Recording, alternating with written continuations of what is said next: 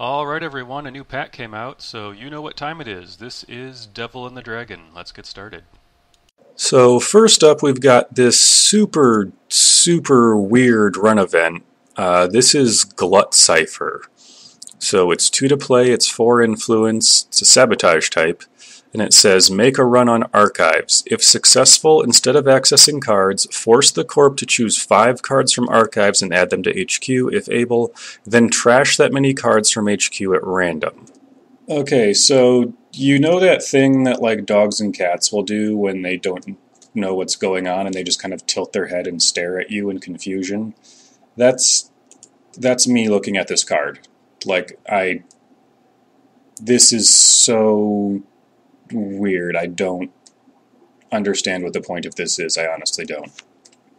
As far as I can tell, this is an attempt to go super hard into flavor, because as you can tell from the flavor text, the idea behind this card is you take a bunch of cards into archives, stuff them into HQ to the point that they just barf out of the corp's hand at random, and it's honestly, it's a lot of style over substance on this one. I mean, it can be fun to goof around with, I suppose, but I cannot imagine any reasonable scenario where you would want to play this card for normal purposes. Like, you give the corp 5 cards back. Like, I don't. That's what's blowing my mind. Like, why would you ever give the corp 5 of their own cards back and give the corp their own recursion? Now, yeah, you make them discard 5 cards at random, but like, you still give them 5 cards back. And if you're trying to knock the point where you might try to use this card is try to knock something out of the corp's hand by essentially swapping it for something that's in their archives that you care less about. And if they only have like 1 or 2 cards in hand, you make them draw 5, you make them discard 5. So if they've got 1 card in hand, there's a 5 out of 6 chance that you'll get rid of that 1 card you really didn't want them to have. But that's still a chance. Like, it's still random in any case. You're still giving the corp cards back, a bunch of cards back. Even if it's random, this will still probably help the corp more often than it hurts them, or more often than it's worth it. Or, like, if nothing else, it's just totally freaking random. And that's not reliable, so yeah, like, the one thing I can think of is maybe you could use this against combo decks to disrupt their 2 or 3 card combo that they're going to try to kill you with. But if you're going to do that, like, you're an Anarch. There are already so many better ways and way more reliable ways to do that. You already have so much hand disruption in Anarch. That's your faction's thing. So, like, yeah, this is just awkward. Like, this is just awkward. Like, goof around with it if you want, but this is a lot of style over substance on this one. This is just super weird. Anyway, after that, we've got a new Anarch console. This is Knobkiri. Is that how you say that? I don't know. It's 5 to install. It's 3 influence. It's +3 MU. Use the MU only for viruses. And the first time you make a successful run each turn, you may place 1 virus counter on an installed virus program. So this is basically the new Grimoire. So since Grimoire rotated out, this is the new de facto virus console. And it's basically mem strips +1. That's what it is. It's mem strips. That's more expensive, but it also gives you extra bonuses. So obviously this is supposed to be Freedom's console for who's coming up in the next pack, and it gets you more virus counters. I mean, I don't know what else you want me to say about it. It gets you free virus counters every time you make a successful run, so this synchronizes really well with any other card that stacks virus counters or likes to get virus counters on a successful run. However, with Data Sucker, it's really good. With the virus breakers, they're supposed to be Freedom's breakers. Obviously, it's really good because it stacks with them.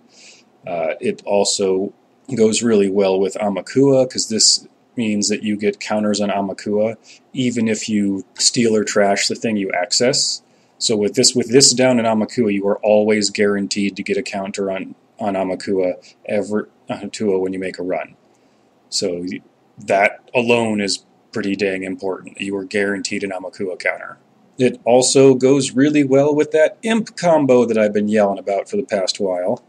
Because with this, you make a successful run, and before you access, you can put a counter on Imp. So even if you have an empty Imp, you can still just run somewhere, place a counter on Imp, and use the Imp counter immediately.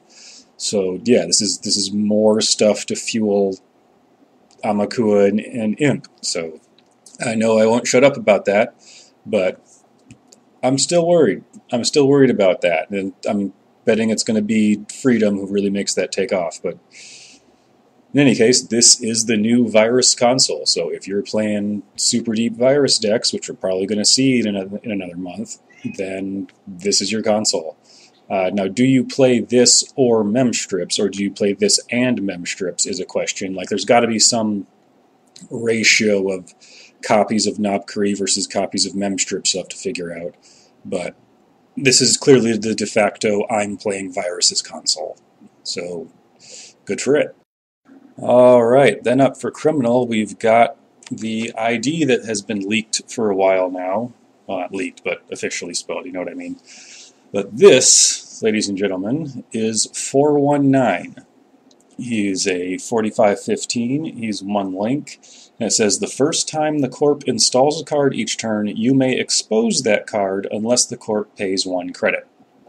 So, first of all, let's stop for a second and talk about why he's named 419, because there's a lot of flavor in that. The thing is, 419, in case you didn't know, is the section of Nigerian law that deals with financial scams, and 419 is an actual Nigerian prince. So, yeah, that's actually pretty funny. Like, it's a big joke in all those Nigerian prince emails you've been getting since like 1995. So kudos to that. That was clever. You got me there, you guys. Besides that, though, this is a pretty interesting ID.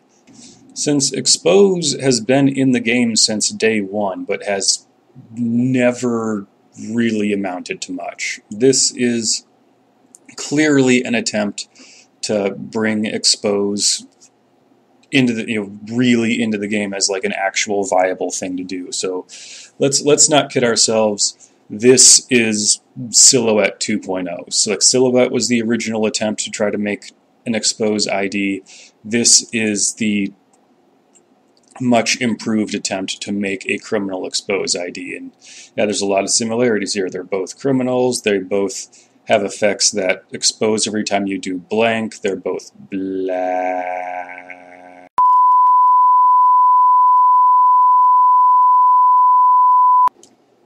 And now Tumblr says I'm racist. And sexist. And Mormon? Whatever. But 419 should be a pretty good ID. Like, there's definitely a lot to be said about knowing everything that the Corp is putting down. Netrunner is very, very much an information-based game. That information is incredibly valuable.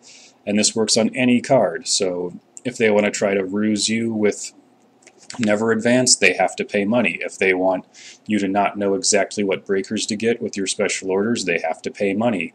And even if they keep paying the one to not ever have to deal with you knowing their stuff, that's going to add up substantially by the end of the game. So this is going to be a very interesting and probably pretty powerful ID, honestly. Like, I'm expecting this to do really well, but I think we all know where 419 is going to settle in pretty darn quick, and that's that Amakua GPI net tap, Zamba, Rubicon switch, reset, D-Res reset deck. Like, that's almost unquestionably going to be just immediately copied and pasted into 419 because it's the perfect deck to go with him. So, like, right off the bat, there's going to be a lot of people just slapping 419 into that deck, and I don't blame him because it works perfectly. Now, will he be enough to have a solid deck outside of current, to have a solid deck that isn't just that specific Amakua GPI net tap combo? I don't know, but I think that deck's going to be strong enough that he's going to be pretty solid, even if that is all he's really used for. However, there's, as a Jinteki main, I must say, there is one absolutely hilarious thing you can do to ruin 419. And if you want to spend the next 2 weeks on JNet doing this to every 419 player you run into, I won't blame you because it's hilarious. And that's that if you put down Psychic Field and just don't pay the 1, you get to wipe out 419's hand, which is outstanding. I mean, It's a Trap works too, but yeah, you just, for the next 2 weeks on JNet, just put 3 Psychic Field and 3 Neural EMP into every single deck, and you just automatically win against every 419 player. Because you just put down the Psychic Field, don't pay anything, win the Psy game, wipe their hand, and if they ran last turn, you Neural EMP and kill them. So that's hilarious. And if 419 somehow becomes strong enough to be super top tier in the meta, I would be absolutely ecstatic to see Psychic Field start popping up as Silver Bullet cards. That would make my day. All right, up next we've got Falsified Credentials. This is a event. It's 1 to play. It's 2 influence. It says name a card type, expose a card in a remote server, then gain 5 credits if the exposed card has the named card type. So, no surprise here, they put out the expose ID and give us another piece of exposed base support for that ID, complete with the character on it. And this is actually a card I'm really on the fence on. I mean, obviously this is really good in 419, because if you get his ability off and you already know what the card is, you can just play this and it's a sure gamble. That's 1 to play, because you pay 1, you gain 5, so it's 4 net. It's just a free sure gamble. Or if you have, better yet, or if you have Zamba installed, which is his console, then you gain a credit for doing the expose, which negates the play cost, so this is just a straight up gain 5. That's 1 to play, which is pretty nice actually. Yeah, just a 1 to play, gain 5, straight up econ card, that's pretty nice. The real question about this is, A, how useful is this outside of 419 decks running Zamba, and B, how well does this stack up with cards like Drive-By? So I think between this and Drive-By, it's kind of up in the air. I mean, Drive-By is 2 clicks, but it's both cards expose. One gets you money, the other one, if it's not an agenda, you immediately blow it up, which, you know, if it's something like a bad campaign or whatever, could easily save you the money that Falsified Credentials would have gotten you without having to actually run it. So I don't know. Like, I kind of want to like this. I do. Like, I feel like this card is right on the edge. I'm really on the fence on this. It's going to take some testing to figure out just how good it is. So in 419, it's obviously much better. No questions there. In 419, I could easily see 2 or even 3 copies of this making the cut, especially in like just a regular good stuff version of that. Let's not forget turtle boosting, because turtles. But yeah, the real question is, how good is this going to be outside of 419? And I don't know. I'm really on the fence. I hope it's good. I kind of want to like this card, but we'll see. Alright, then last for criminals, we've got Rogue Trading. A 0 to play resource that's 2 influence. It says place 18 credits from the bank on Rogue Trading when it's installed. When there are no credits left on Rogue Trading, trash it. And 2 clicks, take 6 credits off of it and take 1 tag. Now, hold on there, partner. I know what you're thinking. You're probably thinking, holy crap, this is our replacement for Temujin. This is the new standard in criminal econ cards, but it's not. I know, it's a 0 to install resource that gets you money and has a big fat number of credits to put on it when you first put it down. I know.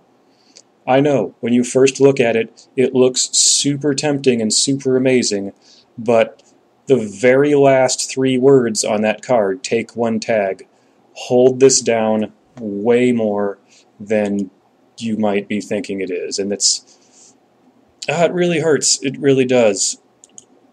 And you would think, well, how bad can it possibly be? 18 credits, 2 clicks, take 6. That tag holds this. That tag makes this card worse than Armitage Code Busting.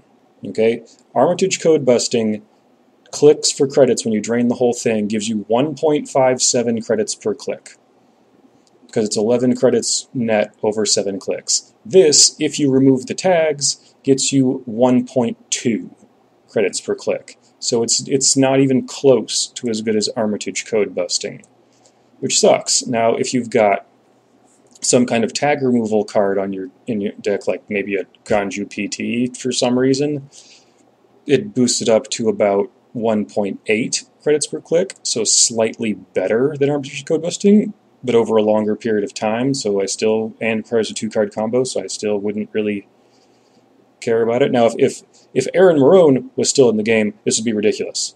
If Aaron Marone was still in the game, this card would be insane. But there is still one place that this does absolutely have a strong home, and that is in any of those tag me, like God of War counter surveillance style decks, or like a wireless net pavilion deck, like any deck that can totally ignore the tags and just not care. This becomes much, much better, because then it's 2.57 credits per click to drain the whole thing, which is insanely good. That's super good. But you have to put it in a deck that literally does not care about the tags at all. So the only thing I can think of that actually gets played nowadays that would qualify for that are the God of War counter surveillance decks, in which this is almost certainly a 3 of auto include. Like that's totally worth 6 influence, because you get a buttload of money while taking tags and accelerating yourself at the same time. So in a Tag Me God of War deck, this is probably a new 3 of auto include, or in some kind of weird criminal net pavilion deck where you literally don't care about the tags. But the moment you start caring about the tags, this card is nowhere near as good as it looks like it is. So don't get fooled. It is kind of a trap. So just warning you.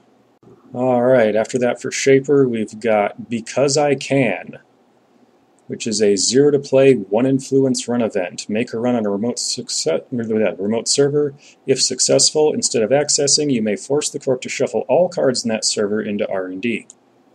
So right off the bat, flavor-wise, this is one of the shaperiest cards we've seen in a while. Like, just the flavor and mentality of a Shaper and of Cabanesa herself, because yes, this is Cabanesa who did this, is right on point for what a Shaper player is like.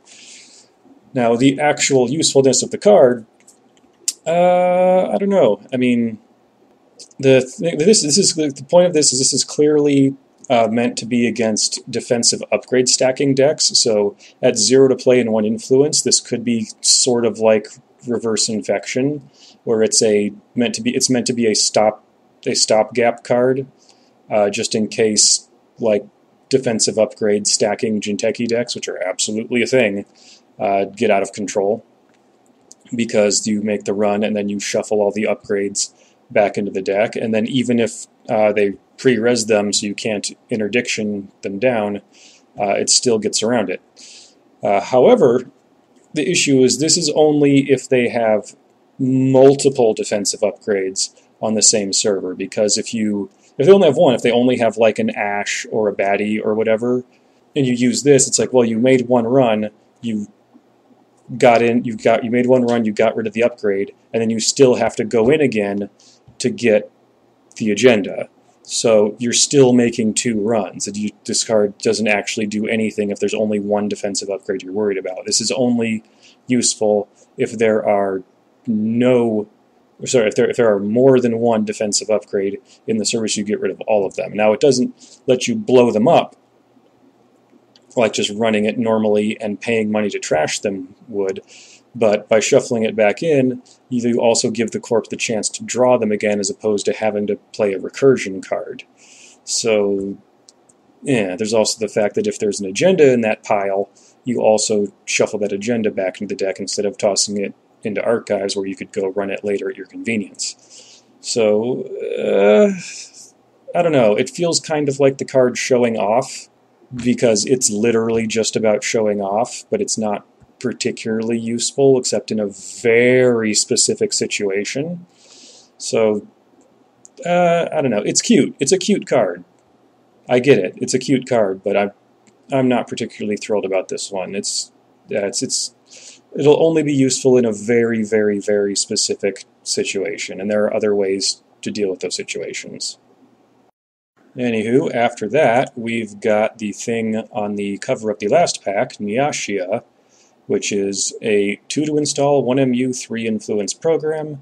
It says place 3 power counters on it when it's installed. Whenever you access cards from R&D, you may remove 1 power counter to access 1 additional card. So, if you're like me and begrudgingly put Equivocation into all your Shaper decks because it's the best permanent multi-access you can get, even though you really, really, really, really, really hate giving your opponent free cards, then this is the program for you. Now, I think it's pretty clear it's an R&D interface that's cheaper, takes up MU, but eventually dies.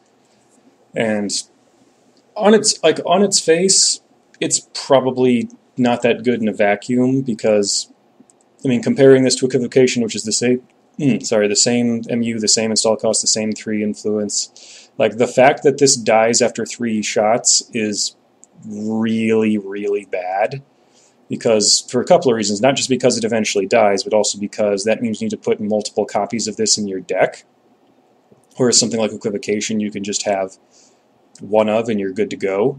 So not only does it take you effort to replace it, but it takes up more deck slots. And yeah, like by itself, you also have to compare it to things like Maker's Eye. Like, they're both 2 to play. Maker's Eye gets you 2 extra accesses from what you would normally get. This one gets you 3, but Maker's Eye does it all at once, all in one run, and can be recurred a bunch, whereas this only gets you 1 extra card, but over the course of 3 runs, which will eventually cost you a lot more money and time. So, in a vacuum, this probably isn't really that great at all. However,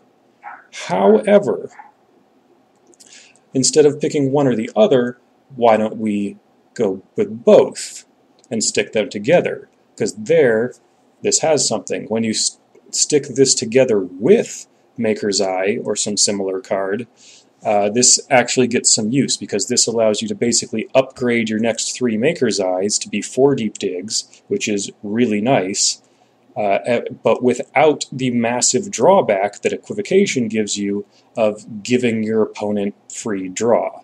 So if this has a place, it's probably with decks that try to spam Maker's Eye or Deep Data Mining and use Equivocation to enhance it. Use this instead, because then you get the same effect a couple of times without giving your opponent cards. Or it could be a solid Cabanesa card, because this is a really good scavenge target to reset the counters. So, I mean, do I think it's going to contest with or replace Equivocation? No, I don't. But in the right niche deck, this could have a solid place.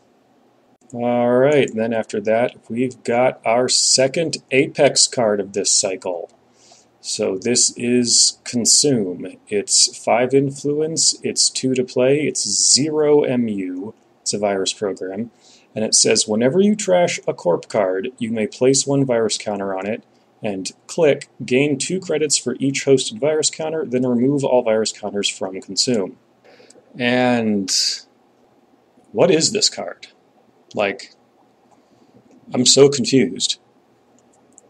Like, this really doesn't feel like an Apex card. Like, not seeing what the real synergy is with this and Apex's playstyle. I mean, most of the, mini faction support cards that have been released so far have been meant to shore up a weakness, like Assimilator, or something to be like a win more kind of card, like one more paycheck. This one just feels out of place. Like, Apex does play Apocalypse, so this will get a bajillion cascading triggers from Apocalypse going off, but then you need an Assimilator to flip it face up so you can use the effect. And if the Corp purges, even if this is face down, I'm pretty sure it'll still wipe all the virus counters off of it. So yeah, like there's no real synergy between the trash a Corp card mechanic and Apex, really. I mean, other than like some kind of weird singleton to go along with your occasional Apocalypse, I guess. But this isn't. This just feels so out of place. Now it might have a place in the upcoming Freedom decks, because it is a virus, and it is 0 MU, which is super important.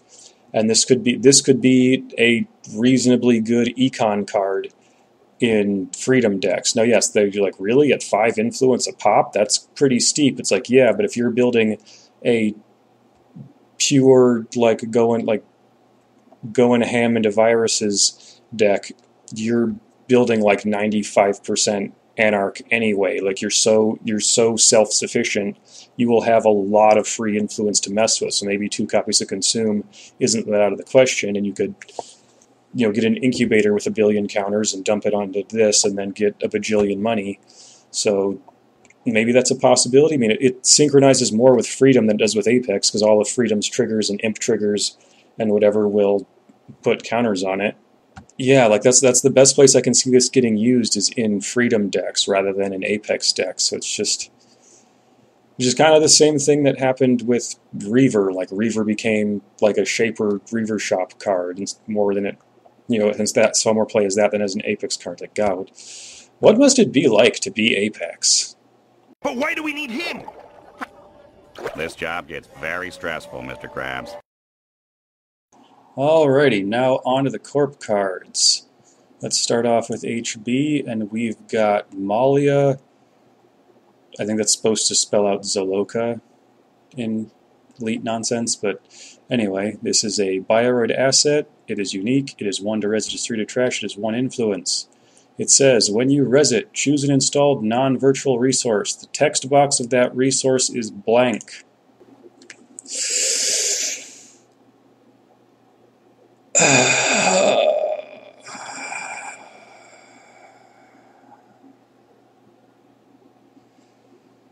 Didn't we just do this, guys? Damon, Bugs, whoever. Haven't we been over this with employee strike and rumor mill and whatever else? Haven't we? What? Why are we printing cards that literally say other card is blank on them? Why are we doing that? Why are we still doing that? Like, it's gone wrong every time. Like, employee strike is restricted, rumor mill was banned, and now it's still restricted, and just, like, why are we... I mean, yes, there's some cards effectively, functionally blank other cards. Like how Plastic Carapace functionally blanks Scorched Earth, even though it doesn't literally say blank on it. But can we please not ever again print a card that literally says, entire type of other card is blank on it? Can we not do it? Like did you not watch Sonic Says? That's no good. Anyway, in all seriousness, while it does really irritate me that this says blah blah blah is blank on it, I don't actually think this is going to be nearly as big of an issue as I just complained about. this is going to be to rumor mill like Cerebral Static is to Employee Strike. It's in the same vein, but it's not anywhere near as powerful. Just mostly because it's an asset, so it has to remain protected for a long period of time. You know, the runner can just go and trash it for 3 credits, and also non-virtual resource. I mean, yeah, there are some random dick moves you can do with it, like slapping it on their like freshly laid liberated accounts they haven't taken anything off of. But what like high priority targets are you going to put on this? Other than like Film Critic, I guess, off the top of my head. But yeah, if it wasn't non-virtual, you could blank Net Mercure, and that would make Smoke players very, very, very sad indeed. But still, like I don't honestly think this is going to get terribly far, and I'm glad that it won't, because this needs to not be a thing. Just stop it. Anyway, let's try to be a bit more positive here and go to the next card, which is Kill Switch. This is a new HB current. It's 1 to play, it's got all the current rules, it is the full whopping 5 influence, and it says whenever an agenda is accessed or scored, trace 3, if successful, do 1 brain damage. So in the same way that it feels like recent cards in this cycle have had a lot of second attempts at previous cards, this feels like a second attempt at a brain damage current, specifically defective brain chips, is one we had before, where whenever the runner takes a brain damage, they take another brain damage. This one is whenever the runner touches an agenda, or if you score an agenda, trace 3 if you win do a brain damage. So it specifically says accessed, so that you'll still get a chance to fire the trace even if the runner steals something. So you'll get to fire the trace before this gets blown up from the runner stealing something. And how good is this? I don't know. Like, I feel like this is a piece of a puzzle. There could be something to this, but it needs more support.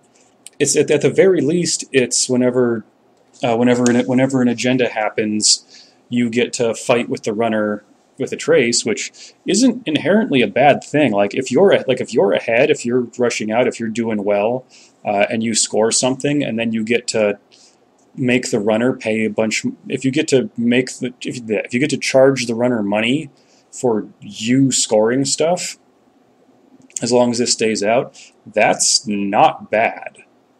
That's not bad at all. So I don't know, or basically just being an extra tax on anything the runner tries to steal.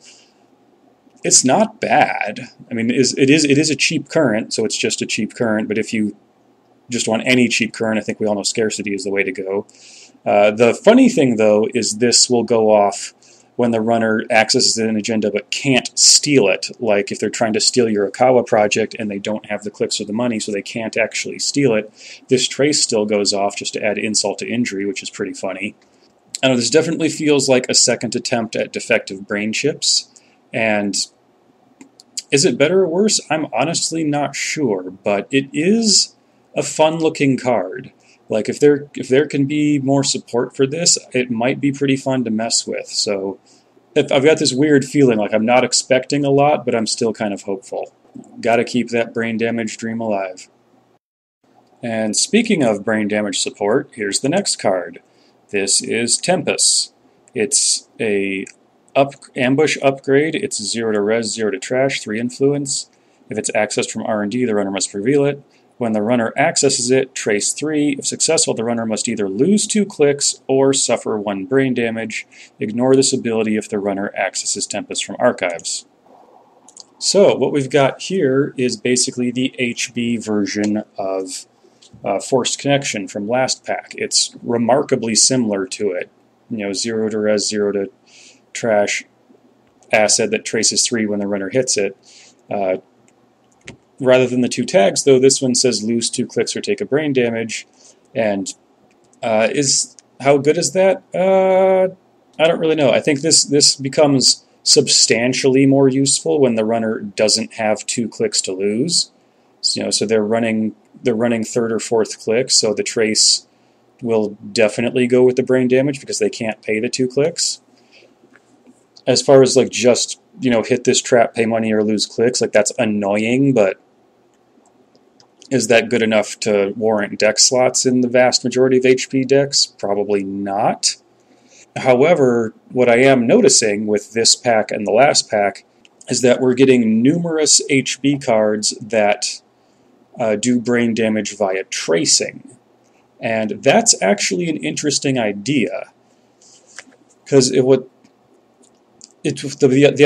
thought process behind it, as far as I can tell, is that you're using trace-based brain damage to drain the runner's tempo, because playing with brain damage is really hard and really obnoxious and sucks down your tempo, but so is fighting trace 3s and such every other frickin' turn. So they do all give the runner the choice of pay the trace or take brain damage, and giving your opponent the choice is usually a bad thing because they'll automatically pick whatever the better choice for them is. However, if the choices are pay a bunch of money and lose a bunch of tempo, or take brain damage and make the rest of the game harder for you, then those are both pretty crappy choices. So I don't know if this probably isn't enough by itself, but if there were just a little bit more support to it, just like 1 or 2 more pieces of the puzzle, it might actually be worth it.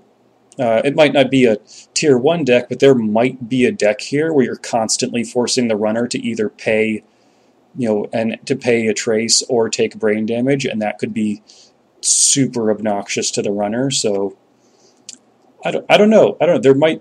It's worth messing with. It might be janky, but it's worth messing with. I think there's a thread of some fun jank here. If this trace for brain damage strategy gets filled out just a little bit more, it might be a good time. All right, then up for Jinteki, we are starting strong with Biovault. This is an upgrade. It is 0 to res, 2 to trash, and 2 influence. Install only in a remote server. It can be advanced. Trash it, 2 advancement tokens, end the run. And well, hot diggity, like I was talking about Code Replicator last pack, thinking that was the new Jinteki defensive upgrade, but that was just an appetizer to this. Like, wow, this is good. There's almost no way this is not playable. It's like a miniature Nisei Mark II. So yeah, just flat out ends the run. This has got to be good. However, before I get too excited, the fact that you have to double advance it before you can use it might be a bigger drawback than I'm initially thinking it is. Because think about it. Using this plus some other agenda you want to score out or whatever, you basically have to install advance 2 turns in a row. Because you install advance of this, then you install advance the agenda, or you could do install advance 1 turn, then install advance, and then second advance the vault second turn, or do something like that. But you need to spend 2 turns just installing and advancing things in some order in order for this to be usable, and that could be more of a speed bump than you think it is, because first of all, that kind of, if the runner knows you're running Biovaults, that can kind of signal the runner, hey, let's go run, they just did that, I know they're running Biovaults, let's go run HQ to find that agenda that they're planning on putting down the next turn, or something along those lines. So I don't know. I mean, it definitely goes along the line with stuff like NGO Front, which, might as well have been painted red, and all those like NGO defensive upgrade Jinteki decks that are definitely a thing. So yeah, exactly how good is this? I don't know, but there's no way this is not good. Like this, Code Replicator was a nice, fun little card, and it, had a little niche spot here and there. This will absolutely see more play than Code Replicator, and more testing than Code Replicator. Again, exactly how good it is depends on just how much of a drawback having to spend a turn advancing it is, which, which might be worse than you think, but there's no way this is not at least a reasonably playable card. This is no way this is not, at least a good solid card. But if you wanted to see whatever the new Caprice baddie was after baddie rotates out, I'm betting dimes for dollars this is it. Anywho, after that we have yet another Jinteki Trap Ice. Wow, it's the third one this cycle. This is Sadaqa. It's 2 to res. It's 3 strength. It's 2 influence, and it's 2 subs that are look at the top 3 cards of R&D and either arrange them in any order or shuffle R&D. You may draw 1 card, and you may trash 1 card in HQ. If you do, trash 1 resource, then trash the ice. So this feels a lot like Miraju in the sense that it's an ice pretty much specifically designed to filter things for your centrals, whereas Miraju was pretty much specifically to help you with agenda flood in HQ, but you'd occasionally throw it on R&D just to stop indexing. This one is pretty much specifically for R&D. Like the same way you slapped a Miraju on HQ, you'll slap a Sadaqa on R&D to filter your deck. It stops indexing just like Miraju did. It keeps the runner from ever getting lucky top decks of agendas. And the second subroutine, because it's a May, actually pretty useful because you only fire it when you want to. If it was required, this card would be garbage. But since it's a May, you can do it whenever you want. And the number one target I can think of off the top of my head is because Film Critic screws over Jinteki more than any other faction. Using that as a way to blow up Film Critic would be fantastic. Like you being able to let the second sub fire and discard a Breach Dome to kill Film Critic so your Obukatas are back online again is outstanding. So the one weakness this obviously has, though, is that it just folds to AIs. So whereas Miraju was pretty much always active all the time, this is just an annoying small tax if the runner has an AI breaker. And I think that's the one thing really holding it back, is that it loses to AI. If the runner doesn't have any AIs, this is just live all the time and it's fantastic. But the one thing keeping it out of being like top tier competitive is just the fact that it folds to AIs. And top tier players love having AIs for that specific reason. So, I mean, it's still not bad. It still definitely feels like an R&D equivalent to Miraju, and maybe you'll see it here and there. I'm not thinking it's going to be nearly as popular as Miraju, but it might be worth a shot. All right, after that for NBN, we have Endless EULA, which is a 6 to res 0 strength barrier ice to influence that has an amazing 6 subroutines that all say end the run unless the runner pays 1. So yeah, if there was a fan favorite for this pack, it's probably this card. I think everyone who saw this got a pretty good laugh out of it. I got to say, guys, A+ on flavor and nonsense on this one. This has got a good laugh at everybody. But it's also probably a pretty solid piece of ice, to be honest. Like 6 to res 0 strength definitely doesn't look good, but 6 subroutines, holy crap! And that's real. This is like pop-up window on steroids. That's the point. This is pop-up window on steroids, because it may be 6 to res, but this costs the runner 6 credits to get through it, no matter what. Now, the runner can get through it without any breakers, so it's not a gear check by any means. It's a 6 to res piece of ice that the runner can get through with no breakers, and that sounds incredibly bad. But this is a piece of ice that costs 6 credits for the runner to get through it, no matter what. And that to me sounds abso-freaking-lutely like central tax defense ice. Like this, obviously you don't really put this on a scoring remote, but as far as like a R&D or HQ tax, this should be really good, because paying 6 to get through this is really unsavory for the runner. even if they don't have to bother installing breakers to get through it. So this will put a quick stop to anyone just like poking your servers because they can. And if they don't have the money, it does bump them out. Now then again, if they don't have 6 credits when you res this, they just let the first one fire, don't pay, and it bumps them out. So you paid 6 for and the run that did nothing else. So that's not great. But I think as a taxing central ice, just to dissuade the runner from poking you, this is probably pretty solid. So this is definitely an entertaining card, and it's probably playable. So yeah, I would expect to see this here and there. This is probably a solid playable card. Next up, we've got another NBN ice. This is Sandman. It's a 5 to res, 3 strength code gate. It's 3 influence. It has 2 subs, and they both say add an installed runner card to the grip.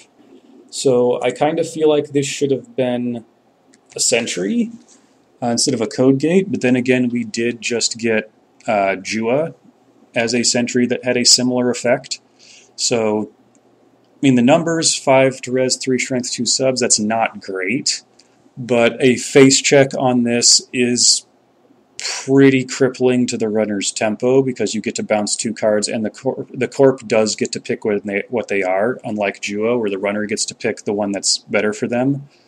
So, and again, this is going even deeper into making NBN the bounce stuff back to the runner's hand faction.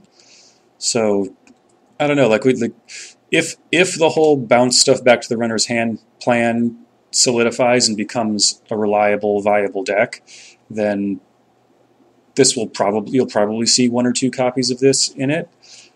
But I don't, just because the numbers on it aren't that great, I don't think it's going to be a front runner in that deck. Just like if it had even 1 more strength, I'd think I'd be a lot friendlier to it. This is something that's here mostly for the pure face check value, but then you're paying 5 of your own money to set the runner back a bit, and I don't know. It's probably okay. I'm not crazy about it, but it's probably okay. We'll see. Anyway, last for NBN, we have Imani Sanai, which is a 2 to res, 4 to trash, 4 influence unique asset. And it says, whenever an agenda is scored or stolen, you may trace X. If successful, add an installed runner card to their grip. X is the advancement requirement of the scored or stolen agenda. And again, I'm on the fence about how good these bounce the runner cards back to their hand effects are, and how well a deck-based run that is going to function. It's kind of hard for me to get a read on just how good this card is.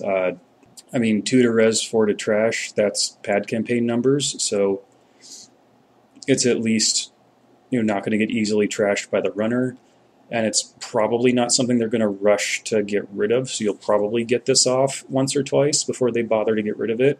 It's probably not bad, though. I mean, it's trace X, so let's say you score Project Beal. You score Project Beal, it's a trace 3.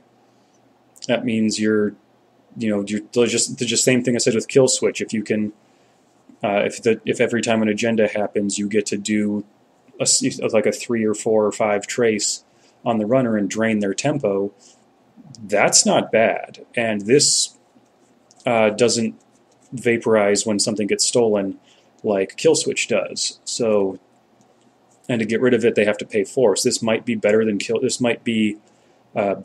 Switch. Because it's hard to get rid of. I mean, yeah, no, there are definitely some cards that synchronize well with this, like Explodapalooza goes really well with this. The runner touches it, you gain 5, and they have to trace forward and not get things bounced back to their hand. That's a huge tempo swing there. So that's definitely a really good combo with this. Again, like it's because this is like. They're trying to make it a whole new strategy here that hasn't really been explored before. It's a little difficult. In the faction that I am by far and away the least experienced with, it's really hard for me to get a read on just how good I think these cards are.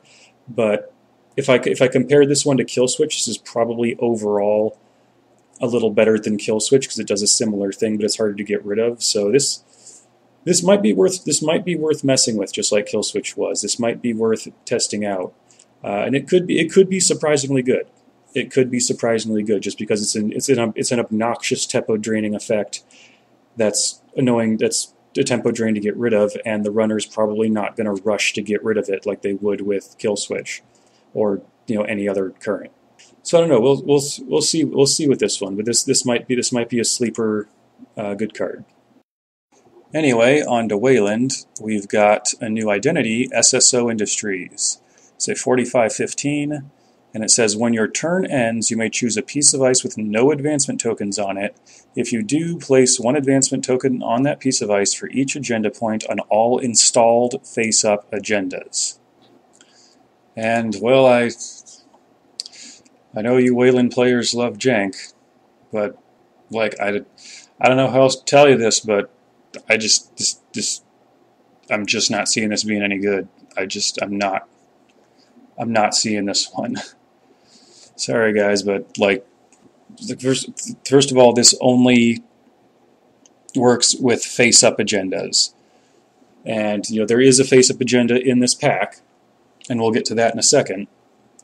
But that alone pigeonholes this ID really bad, because outside of Oaktown Renovation, which is rotating out next rotation, and like maybe Casting Call, which 3 copies of that will take 6 influence, and it's rotating out next rotation, like it's just not enough playable face-up agendas, because the other face-up agendas, let's admit it, just aren't very good.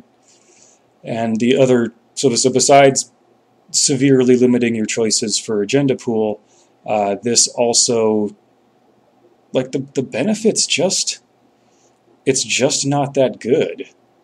Like, it really isn't. Like, the best you're going to get out of this is install advance the agenda, end your turn, and then you get to put 2 advancement tokens on a piece of ice that doesn't already have advancement tokens on it. So you need you need the critical mass of face-up agendas, you need the critical mass of advanceable ice. You have to have advanceable ice that hasn't been advanced for your ID to be good, which is super weird. And on top of that, like, the benefit is you just get like you get like a shipment from Kaguya for free. And the extra weird part about this is the better your game is going, the less useful your ID ability is. Because if those face-up agendas you put down don't get stolen and you just get to score them out, this effect will only go off like what, 2, maybe 3 times, and in 2, maybe 3 times in the entire game. So you'll gain a little bit of tempo from that, save a couple clicks and credits, but that's your entire ID ability. I mean, it's just it restricts your deck building way too much. Its conditions for firing are way too specific, and the benefits for firing it just aren't worth it. The benefits for this firing just aren't worth the investment. So I'm sorry, guys, but this I have a hard time seeing this as anything other than a swing and a miss. Like, you can mess with it if you want, but like I would say this is worse than Builder of Nations. So yeah, I'm just not seeing this one, you guys. Next up, we've got that new face-up 5-3 I was talking about. This is CityWorks Project. 5-3 public agenda, so you have to install it face-up. And when the runner accesses CityWorks Project while it is installed, do 2 meat damage and 1 additional meat damage for each advancement token on it. So, let's not cut corners here. This is Wayland Obokata, and it is the last of the Corp factions to get their version of Obokata, because there's Obokata, there's Akawa Project, there's Degree Mill, and now there's CityWorks Project. So every faction now has their 5-3 with some kind of additional cost to steal. Although this one is not actually a cost to steal like the other ones, this is an on-access effect like Fetal AI had before. So if they touch this and the damage kills them, they die before they win. So that's important. And just like Obokata, if you install Advance this, it's 4 meat damage to get it. You got to get Scorched to get this agenda. And I'm sure a lot of people are like, wow, it's just like Obokata. How amazing is that? And an Obokata in green for meat damage, but it's actually not like Obokata for one very specific reason. It's not that it's face up, it's that the damage only goes off while it is installed. That is the very, very, very important thing. The damage only happens while it's installed. If this is not installed in Advanced, if it's anywhere else in your deck, it is a totally blank 5/3, which is the worst agenda in the entire game to have in your deck, is a just completely blank 5/3. That is the worst agenda to have in your deck in the whole game. So that is a huge, huge drawback. And if you just slap 3 of these in your deck, because you think they're just like Obokatas, they are not. However, while this is installed in Advanced, there are definitely some decks you could make where this is really threatening. You could put Prysex on this. You could put it in Builder of Nations behind meat damage. You can put this in Argus with casting calls like this. Like install Advance this with a casting call in Argus on top of Prysex is just... it's just dirty. It's just mean and cruel and unkind and dirty, and I absolutely love it. And I'll probably do it at least once before putting it back in the binder. But yeah, there might be some specific fun, janky combos you can do with this just by making this incredibly difficult, if not impossible, to steal by stacking effects on it. But do not heed my warning, lovers of green jank. Do not underestimate the gigantic drawback of this being literally blank at any other time than when it's installed in Advanced. So have fun with it, but don't forget that. Alright, last up for Wayland, we've got a new piece of ice. This is Oda Dula, which is full 5 influence, 7 to res, 5 strength code gate. It's unique. It has 2 end the run subroutines and says when the runner encounters it, place 1 advancement token on it.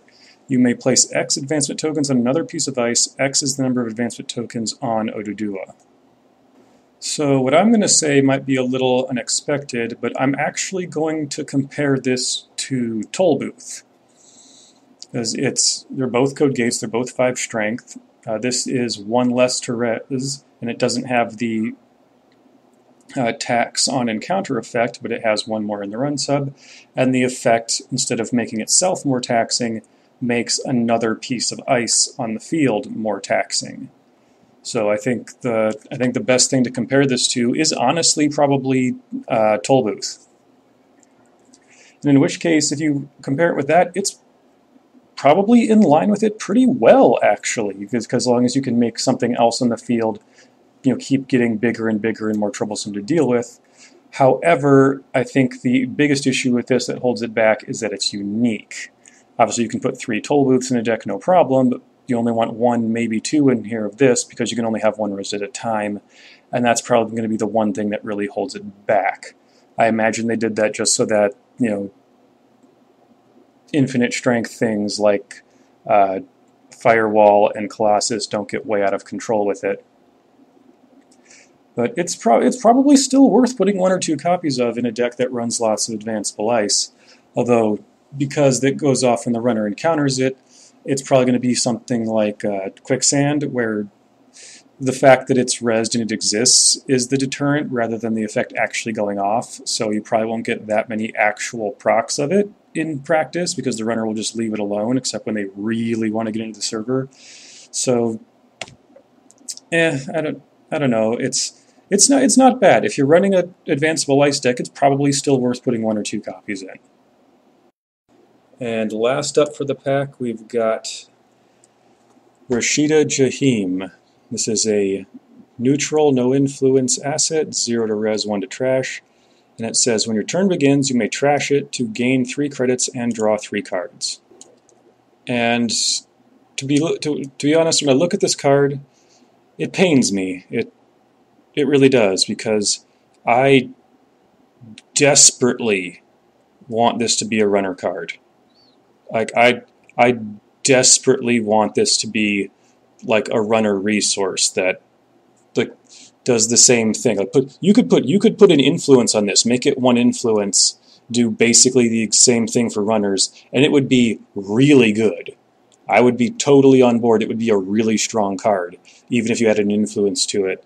But as a corp card, it's not seeing much out of it. It's like it's anonymous tip, which nobody plays, but you gain 3 credits, but you have to wait a turn, but it can be trashed, and it's unique. So like, you could say that maybe in an asset spam deck you would put this down, because you would get money and draw more assets to spam, but there are way better cards to do that with, like Illegal Arms Factory and Daily Business Show, that do the same thing, but are way harder to trash and stay out all the time. So yeah, it's just this one's just kind of fodder, but it pains me. It burns my heart every time I look at this card. I'm like, God, I wish you were a runner card so much. All right, everybody, that was Devil and the Dragon, Pack 4 of Katara Cycle, and we're more than halfway through, so we're starting to see some of the new archetypes, like a trace brain damage thing, and the whole NBN bounce to hand thing kind of start to solidify here and come together. So I still don't think those are quite going to be fully formed viable decks until the cycle is over and we get all the support for them, but you're definitely starting to see where they're going. I think there's enough out that you can more reliably test out how the strategy works. I think 419 and Biovault are probably the most important things to come out of this pack, but there's definitely some things on the horizon that we all probably have seen already. So I will keep them coming, guys. This is a good cycle, and I'm looking forward to the rest of it. Thank you. Good night. Just got an awesome face paint job. What do you think? I like turtles.